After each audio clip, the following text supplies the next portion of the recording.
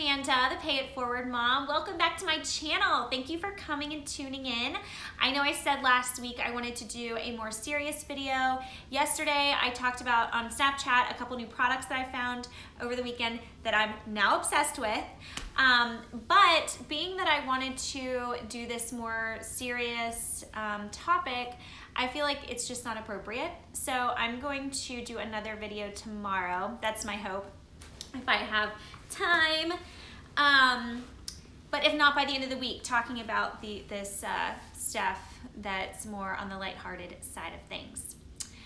So guys, the reason this has been weighing so heavy on my mind, I believe, is because of the Demi Lovato recent overdose. And when her new song came out, the Sober song, I don't know, I just felt so sad about it. And I have my own experience, not me personally, thank God, but with someone who was very close to me. So I feel like it just hits like a, I don't know, I'm gonna try not to cry. I didn't think I was gonna cry because I've told this story to plenty of people over the years, obviously, you know, close people to me, but I don't know, it's just really hard to talk about. So my thinking is sometimes you have to step outside of your comfort zone, and one of the reasons I started this channel was to help people, and if it can be helpful, my story, sharing my story can be helpful to one of you, then that's reaching my goal. I never film this late in the day. Usually it's like almost 5 o'clock, so it's coffee time every day. That's my happy hour. So, story time. When I was 19, I met a guy whom I really adored. I had moved to Richmond about 1.5 years before meeting him, maybe a year, I don't know. The relationship that I moved here for didn't end up working out, and I probably should have taken a bit more time in retrospect before jumping into something else, but I guess I waited about a month to really start dating this other person, and I was crazy about him. We just got along really well. My mom, when we've talked about it in years past, she always thinks I was trying to save him. His parents were going through a divorce at the time, and they'd always been a really tight-knit family, and maybe there was a sense of that. But anyway, things progressed pretty quickly because his family was his parents were getting a divorce. He had just gotten done with his college program, and he started staying at my place a lot. I mean, he essentially was living there. And after a few months, I was told by someone that he was using heroin. And that to me was so outside the realm of possibility, because we live together and we do everything together, and I would know that. That's wild, you know. I'm not saying this thought crossed my mind, like people who knew me in my wild days are gonna say, I don't want to sound like a hypocrite, because I definitely was crazy for a bit, but there's certain things that I feel like you don't even try. I didn't believe it at all. Of course, he said that was wild and crazy, never would that be true. And so yeah, of course I trusted him. I had no reason not to, actually. And this is one of the things that I really wanted to talk about. There's such a stigma behind drug use to that level, and you just think that you would know. And I know that I was very young, but still looking back, I wouldn't have known. There were no outward signs that this was happening. About, I don't know, 3 months after that, I worked at the same place in Virginia Beach all through high school and was very close with my bosses, and one of them had to have a surgery and asked me to come work at the shop at the oceanfront. So I left for a couple of days, and the second night I'd hung out with my parents that night, and I crashed on their couch, and my phone was sitting like on this little table right in front of me on a charger, and it starts ringing at like 5 o'clock in the morning, and you know that's never good. So I answer it, and it's the Richmond City Police, and they said, "Do you know this person?" And I said, "Yes, it's my boyfriend. What's going on?" And they said, we found him on the side of the road in downtown Richmond, and he's being transported to MCV, and he's not doing well. He had overdosed. Yeah. So I wake my mom up, and because I was so hysterical, my mom's like, "You're not driving anywhere like this." So she drove me to the hospital, and his family was there already, and there are tubes coming out of everywhere, and I mean, he didn't even look alive. I remember when they pulled the tube out, he looked at me from across the room and he said, "You're gonna leave me, aren't you?" And he didn't even say anything to his parents first. That was the first thing. And I was just a wreck. And probably, I don't know if it's the biggest mistake that I could have made then, but I didn't leave. And I mean, he was gonna get himself better. Of course, he was so apologetic for lying, but I felt so stupid. Like, how could I not know? I've talked to so many people about this over the years, and a lot of people agree. Like, this stigma that people who are using those sorts of drugs look a certain way or act a certain way, it's just not true. It's not. So anyway, fast forward a little while, I felt like there was no trust. We ended up breaking up, and then we tried to get back together about a year later. And because honestly, when we broke up and I moved home, it was the hardest time of my life. I was so depressed, just a different level of depression. And it's very hard for then I guess I was probably 20-year-old to wrap their brain around why someone can't just stop doing something. Like, if you loved me that much, why can't you just stop? And I think that's really hard for people who love addicts in a lot of situations, because we've never been there in our mind or our body that dependent on something to where it can literally ruin your life. But it can. So anyway, fast forward to that year, I thought things were going really well. He had been clean and sober for a bit of, things like that. And one night I just felt like he was acting strange. And then there were little signs that I'd noticed. And I remember he walked inside this gas station, and I looked through this backpack he had in his car, and I found things that were obviously used for drug use. And I mean, to be honest with you, I've never even seen that stuff. Like, that was the first time I'd seen it other than on television. And still to this day, I've never seen what the actual drug looked like. I guess he had some respect for me.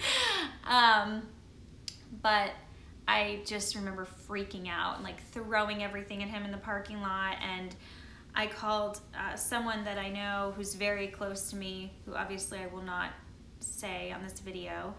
And I knew that she would know what to tell me. And she said, just because of her personal life experiences, and she said, "Amanda, if you want to be worried 15 years from now that you're gonna wake up one day and say you have kids and find your husband, their dad, with a needle in his arm, then stay." And I left that night. And it was awful. Again, it was like just happening again. And I feel like I always just wanted to make it work. And then when I was 23 and I met my husband now, things seem to make sense. When you find that person, and obviously I've been pretty candid about our issues too. We do not have the perfect marriage, but we definitely try very hard, and I can't even imagine like what my life would have been like had I kept in that vicious cycle of like hoping things would change and hoping things would get better and hoping that I would be important enough to make those huge life changes. But with age comes wisdom, and I don't really think it had as much to do with me, or I know it didn't have as much to do with me. Maybe I was a crappy girlfriend, I don't know. But I know that it had to do more with the addiction. And I know some people, multiple people now, who have lost children to it. And these people, it's just like him. Like, granted, his parents were going through a divorce, but as does 50% of the population, and it stinks, and it's really hard on kids. I think especially kids who are young adults. He was 23 or 24, but he was raised in a home. His dad owned restaurants in the city. His mom is an artist. They were a tight-knit family, and the people that I know, my dog is going wild. The Amazon guy just got here. My daily Amazon delivery. The majority of, or the few parents that I know who have lost kids, they're not these evil monsters. These children didn't have very traumatic things happen to them in their childhood. They would make them turn to drugs, as a lot of people would think. And I just think there is this huge stigma behind this, and until we address that,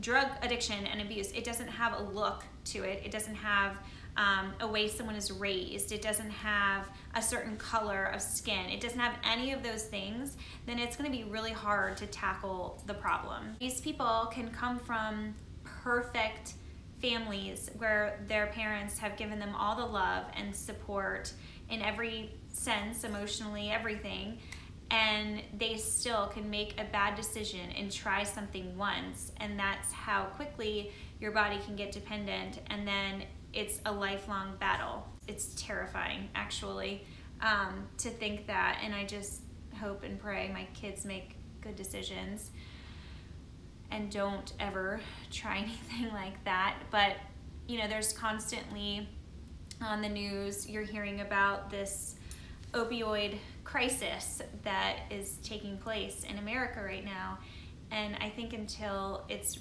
really addressed and really understood and all the judgment goes away, or at least subsides, it's not going to get any better. We have to stop labeling people and thinking if you're a certain way, then you're more apt to do something or try something, because it's just not the case. I know a lot of people that have lost friends, and so many you just would never think would even go down that road, but they do. And who knows why people make those decisions right when they make them, but that's really neither here nor there. It's just, there needs to be more of an open-mindedness about the individuals that need the help, or they're not going to. I mean, how many people are just so embarrassed, and that's why they don't get help? But if we just had a more understanding attitude, I think it would be helpful. So that's my story in regards to that. And I feel like anytime there's, you guys know I love my celebrity pop culture. So I take it very seriously. When something like that happens and it's on the news, my mind just always goes back there, and I read some of the comments like on Twitter and Instagram, and it's like awful, you know, to her and about her. Of course, a lot of people have shown support too, but some of the stuff, it's like, for the love, like, get your shit together. Don't you understand that this is not, she doesn't want to be in that hospital close to death, you know? She doesn't. She doesn't want to let her family down like that. She doesn't want to let her fans down. These people don't. They don't want to do any of that. It's just not something that they can control. Guess that's it, guys.